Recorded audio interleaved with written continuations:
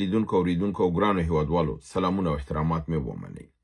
نن 23 د اپریل کال 2016 چې د پنجشنبې ورځ سره سمون خوري د ستاسې خدمت کې حاضر یم. د نن په موضوعاتو کې د افغانستان پاکستان او د افغانستان کې د بعضې تخنیکي پرمختګونو په هکله لنډ خبرونه دي او همدارنګې نو ټول نړیوال خبرونه دي. د اوربن مسله د هغې دلایل په امریکا کې کړکېچونه دونالد ټرمپ ولې دا اوربند وکړ شاته څه په پردې شاته څه مسایل روان دي. ایران د امریکا او د ځینې نورو ممالکو کشتیګانې وهلې دي او بعضې ځان سره راوړي دي په بندر د عباس کې ودرولي دي. همدارنګې د ایران د پارلمان نوی قانون د تنګي هرمز په هکله او په همدې توګه باندې نور نړیوال موضوعات هم دي واړه او غټ چې ټول ستاسو حضور ته وړاندې کوم. هیله ده برنامه تر اخره واورئ چې تاسو ته ټول معلومات ترلاسه شي. اول خبر زما د نن ورځې دا دی چې افغانستان د ډیورنډ کرښې ته نږدې د پاکستان پر نظامي اډو باندې برید کړی دی. هغه اډې له منځه وړي دي. 18 تنه پاکستاني پوځیان وژل شوي دي. همدارنګې د پاکستان په بلوچستان بولان سیمه کې د بلوچستان بولان په ریل پټلۍ باندې برید شوی دی او هغه په حساب په ماین باندې الوزول شوې ده. ریل پټلۍ خرابه کړلی شوې ده او د ازادي غوښتونکو مکمل په دې ریل پټلۍ په دې لاره باندې کنټرول ترلاسه کړی دی او د پاکستان پوځ فلحال هلته وجود نه لري. همدارنګه پاکستان یو ځل بیا د پکتیکا پر ولایت باندې بمبارد کړی دی. کلی وهلی دی. ډېر خلک هلته ټپیان کړي دي. کورونه وران کړي دي. په عین حال کې یو مکتب هم وهلی دی. ښوونځی وهلی دی او ښوونځی له منځه وړی دی. تباه کړی دی. د افغانستان د نظامي دغې خبر دا دی چې افغانستان M570 ټانکونه چې په سایز کې واړه دي مګر هم ضد د ټانک د راکټونو ضد هم دي او ویل کېږي د سرحدي جنګونو لپاره ډېر مؤثر دي. دی فعال کړي دي او ممکن چې دا د افغانستان سرحدي کرښو ته لپاره دی دغې جنګونو ته ویسي ځکه چې دا هلته مؤثر کردار ادا کولی شي. همدارنګې افغانستان جنگی تیارو سوپر ټوکانو په نامه چې A25 اصلي نوم دی دغه کړي دي فعالي کړي دي او دا هم ویل کېږي چې د ننني معاصر نوي ټکنالوژي سره خو برابرۍ نه کوي ځکه چې دا په هغه F16 F35 یا فرضاً F17 F18 یعنی F22 F14 F18 د دې سره مقابله نشي کولی. خو د دې یو خواله دا دی چې دا په دغې کې په ټیټ پرواز کې د څارنو لپاره ډېر زیات مؤثر دي. د جیګ پرواز او د جیګ جنګي جیټونو سره مقابله نشي کولی مګر د ښکته او د لپاره ویل کېږي دا تیاري د افغانستان د سرحد د څارنې لپاره او د سیمې خاردار کم ساحو کې چې دي چې هلته مجاهدین لګیا دي هغه لرې کوي د هغې د حمایت لپاره دا ډېر ښه مؤثر رول ادا کولی شي.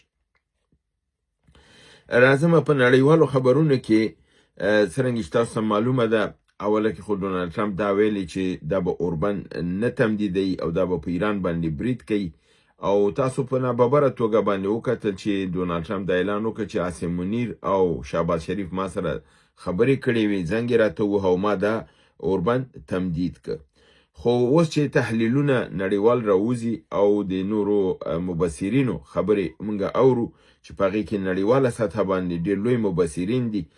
هغې وایي چې د دې تر شا ډېرې نورې خبرې دي چې دا ولې ډونالد ټرمپ دا اوربند وکړ او ولې پاکستان ته ویلې چې ته مانه دا خواهش وکړه چې زه ستا په یعنې بار یې د پاکستان په اوږه اچولی دی او د پاکستان نه د یو دسمال په توګه او د غلام په توګه استفاده کوي او هغه په دې چال کې پروت دی. اصل کې وایي چې د امریکا د دفاعي هوایي اسلحې کمبودۍ سره مخ دی. کوم شی چې زه په تکرار سره ما په ټول د میاشت کې تاسو هم دا یو شی چې امریکا اسلحه نه لري. امریکا اسلحې کموالی راغلی. اوس دوی وایي چې د دفاعي هوایي هغه میزایلونه چې دي هغه دوی نه لري او د جوړولو صلاحیت هم کم شوی دی ځکه چې ډېر اسلحې چې جوړیږي یا هغې ته ګیلیم پکار دي یا تیتانیم پکار دي یا هیلیم پکار دي یا همدارنګې د نور دغه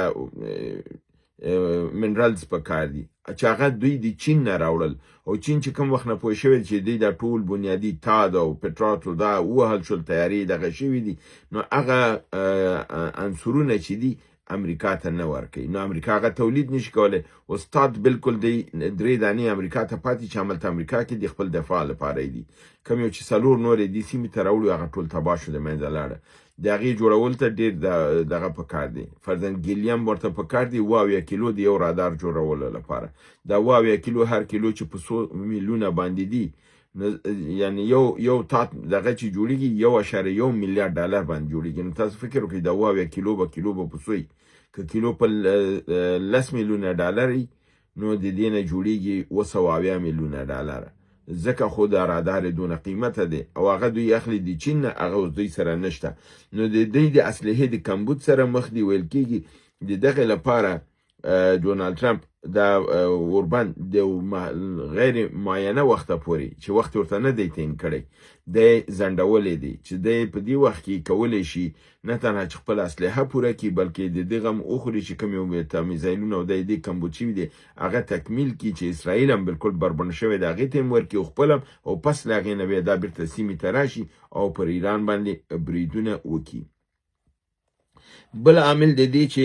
ولې دی په شا تللی دی څنګه چې ما تاسو ویلي چې دی او د جنرالانو ترمنځ باندې شخړه راغلې وه پرون برنامه کې مې دا خبر تاسو ته کړې وه چې د اتومي بټۍ د بم کوډ یې غوښتی و چې ما ته څو کوډونه راکوي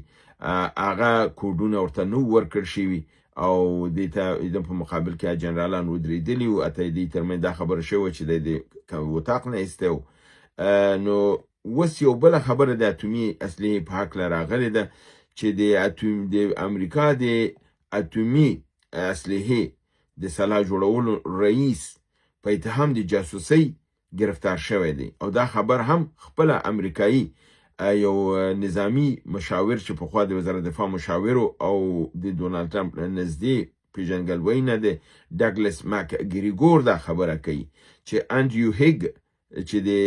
اتومي اسلحې رئیس دی دا په دغه د پنټاګان نه ایستل شوی دی او اوس فعلا بندي دی او ویل کېږي چې د اتومي رازونه ورکړي دي بیرون او دغه معلومه نه ده چې دغه معلومات چې افشا شوي دي دا چاته ورکړ شوي دي چین ته ورکړ شوي دي روسیې ته ورکړ شوي ایران ته ورکړ شوي دي اسرائیل ته ورکړ شوي دي دا نه ده معلومه خو ویل کېږي چې دا ورکړ شوي دي او د ده لپاره داسې یو کار شوی دی چې یو روزنامې یو اخبار ورځپاڼې په امریکا کې دا افشا کړی دی چې هغې وایي چې دوی یو ښځه کرایي کړې ده یعنې ډېره ښکلې ښځه چې د هغې د ښکلا په بابت دا رئیس په حساب یعنې هر څه چې و د لاسه ورکړي دي او د نجلۍ وشو کولی چې هغه وغولوي د ده سره ارتباطات جوړ کړي او بیا د ده سره کور ته لاړه شي هم بستره شي او د سره وخت تیر کړي کمرې هلته بندې کړي او د دې دا ټول اوازو دا دغه ثبت کړي او مستند دا دغه کړي چې دا رازونه ټول د ښځې ته دې ورکړي دي او دا رازونه دا راوتي دي خو دې کې چې د لویه خبره دا ده چې دوی ورته تشویش کړي دي هغه دا دی چې اتومي رازونه یې ویلي دي په دې ویډیوګانو کې چې موجود دي او هغه اسلحې چې نړیوال قوانینو کې ممنوعه دي او هیڅوک یې باید جوړ نه کړي او امریکا هم باید جوړ نه کړي دې سړي د هغې اقرار کړی چې امریکا دا اسلحې لري او دا په بعضې ملکونو کې د استعمالي کړي دي او اوس هم ورسره شته دی نو دا د امریکې لپاره د تشویش وړ ده چې دا راز یې افشا شوی دی او دا راز د انډریو هیګ د دې ادارې رئیس چې دی چې اوس فعلا بندي دی د افشا کړی ویل کېږي چې دا یو بل فشار دی په ډونالد ټرمپ باندې چې دا باعث د دې شوی چې دا باید دا تحقیقات خلاصیږي دا معلومیږي دا یو قدم په شا تللی دی چې دا جګړه د ایران سره په دې مقطع کې ممکنه نه ده راځو بلې خبرې ته چې هلته د اوربند مسله یې امریکا تمدید کړله ایران د همدغې اوربند باوجود اوربند یې مات که او د امریکا په ځینو کښتیګانو باندې لکه پرون مې تاسو ویلې د هغې ټولو کښتیګانو باندې ډرون ودغه کړل هغې مجبور کړه چې تنګی هرمز پرېږدي او د باب المندب خواته لاړ شي او دوی تنګی هرمز ټول منګزاري کړله په عین حال کې دوی د په همدغې د بحر عمان د اوبو تر څنګ دریو کشتیګانو باندې برید کړی دی ایرانیانو، چې ویل کېږي د اوله کې دا ویل شو دا د امریکایانو کشتیګانې دي، خو پسه چې معلومات وشول دا د نورو ملکونو دغه دي، خو د اسرائیلي دغه شاته دی، د هغې ملکیت دی. یو کانټینر کشتۍ چې کانټینرونه تجارتي پکې وو په نامه د اپیا مینو ډنډا، دا یوناني کشتۍ ده او دا وهل شوې ده. دویمه د پاناما کشتۍ ده په نامه د ایفوریا پاناما چې د متحده عربي امارات کې رجستر ده او ویل کېږي دغه کمپنۍ کې چې دا رجستر ده دا کمپنۍ د یو اسرائیلي ده او د اسرائیلیانو ده، دلته په بل نوم باندې رجستر کړې ده او دا پټرول شان د بل نامه لاندې په بل بیرق لاندې د دې سیمې نه دوی ایستل. دریمه کشتۍ چې ایرانیانو وهلې ده هغه هم پاناما MSC فرانچسکا یا فرانسسکا، دا دواړه نومونه صحیح دي، دیم وهلې ده او د دې نه دوه کشتیګانې دوی راوړي دي د بندر عباس په بندر کې ودرولې دي او هلته توقیف کړي دي. نو دای په بدل د هغې کشتۍ کې کړي دي چې د امریکا کشتۍ د ایران کشتۍ امریکایانو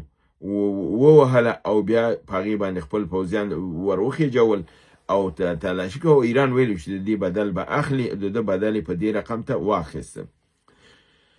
همدارنګې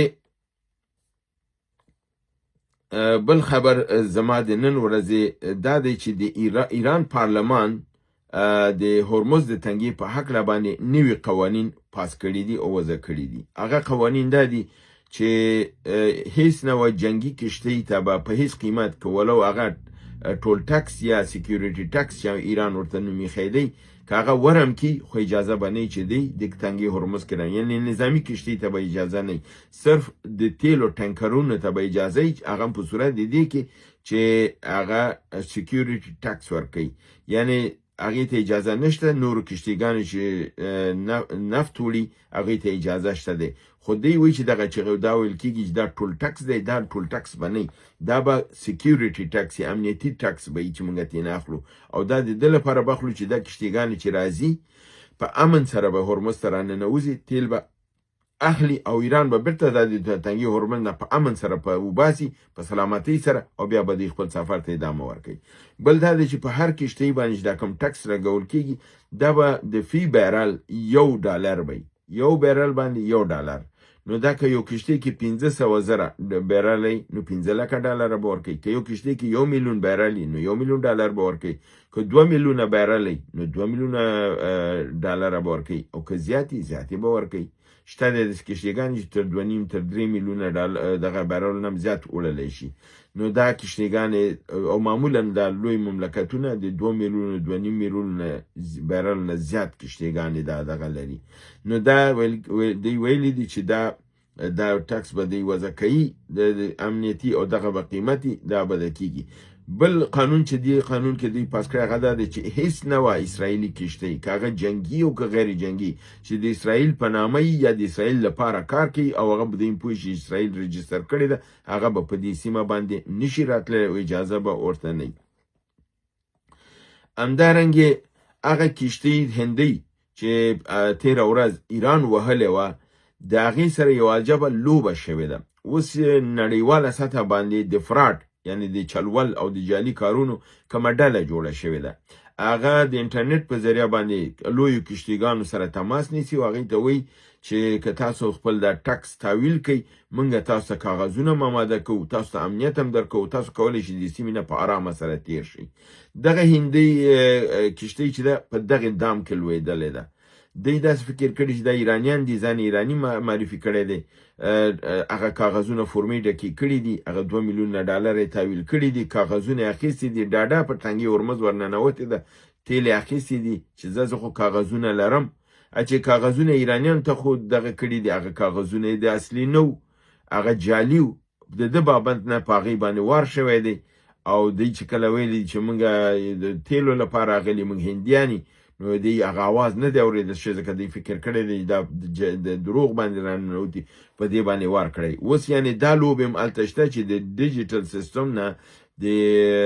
بیټکوین پیسو په ذریعه باندې تبادله بانک ته چې هغې کې اکاونټ نه معلومیږي، ځکه تا ته وایي چې خیر دومره پیسې تحویل کړه، ځکه چې ایرانیانو یو شرط دا دی چې امریکایي ډالر باندې به بزنس نه کوي. نو کم کشتۍ چې دغه نه دی ورته ویلي دي چې په بیټکاین باندې وکړه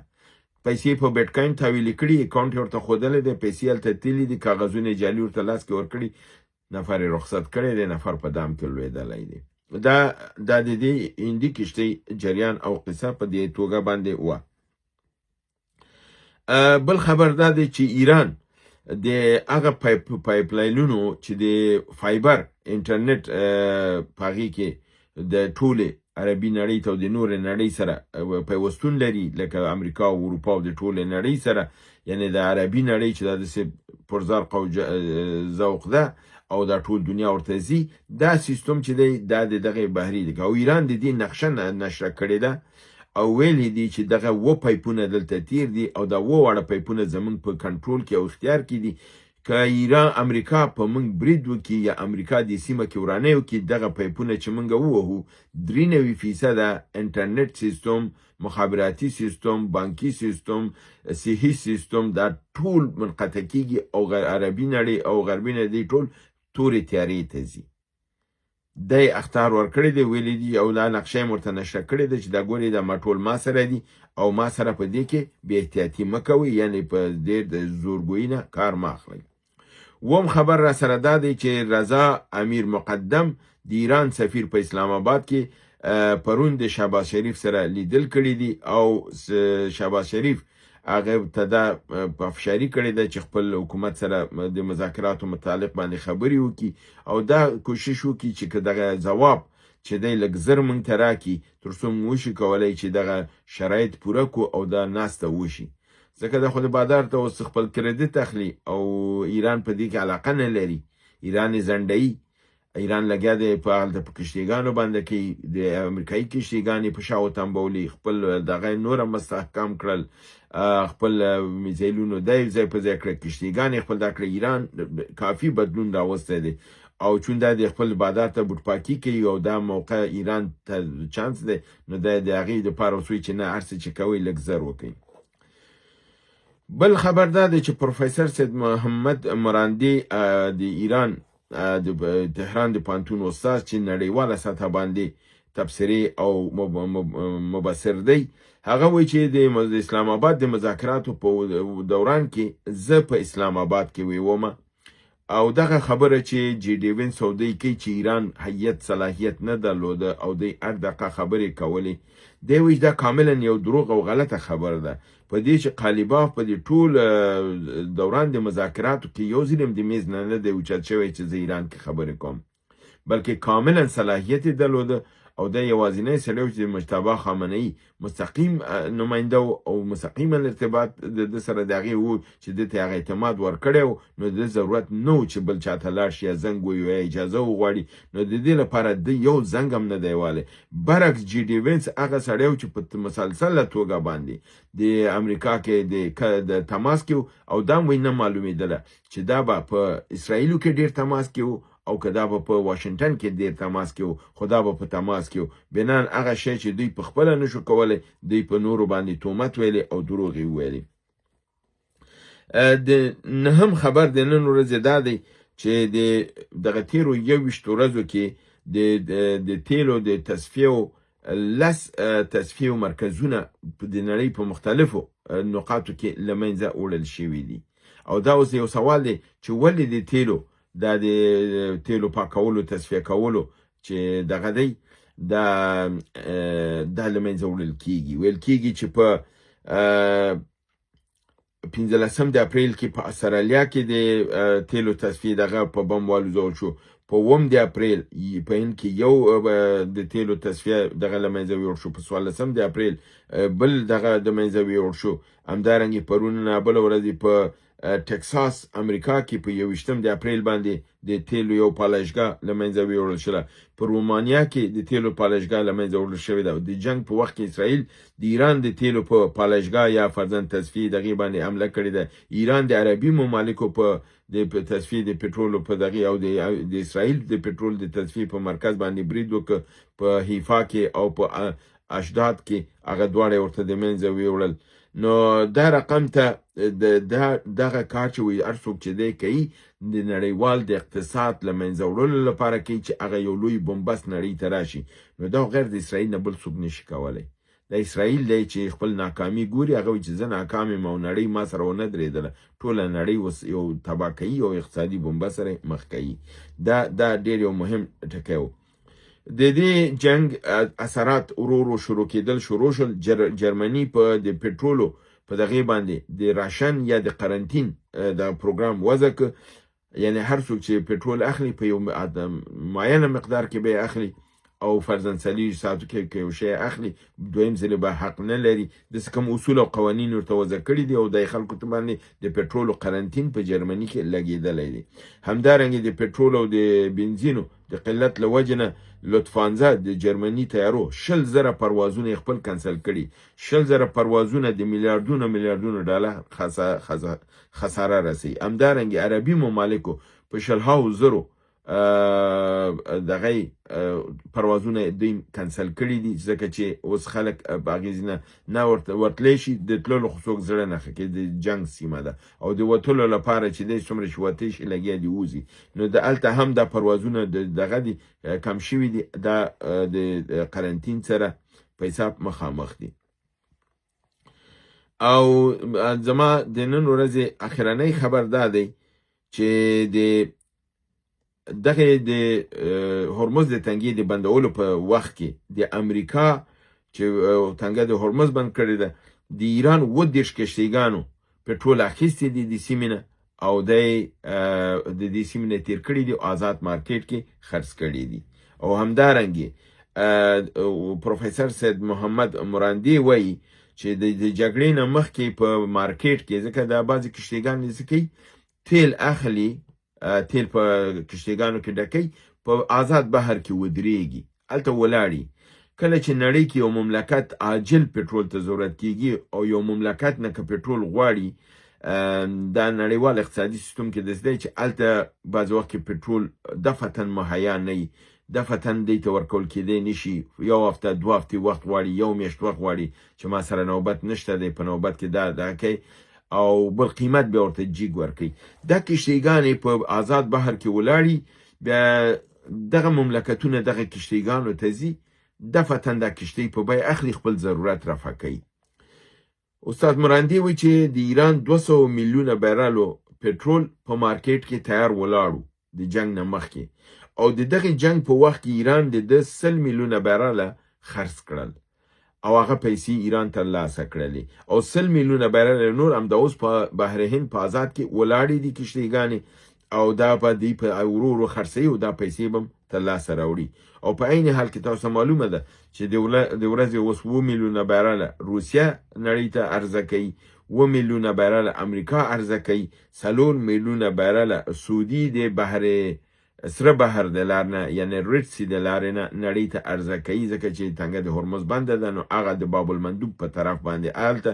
دا کېږي. زه فکر کوم چې باب المندوب هم د 2 ورځې کېږي بند کړلی شوی دی، نو هلته به د سعودي دا پټرول به بند شي، یو بل فشار به راشي. دا زما د نن ورځې خبرونه چې تاسو حضور ته مې وړاندې کړل، هیله ده برنامه وګورئ، خوښ کړئ، دوستانو سره شریکه کړئ. تر بل برنامې چې تاسو حضور ته حاضرېږم، تاسو په لوی پروردګار د عالمینو سپارم، وما علینا الا البلاغ.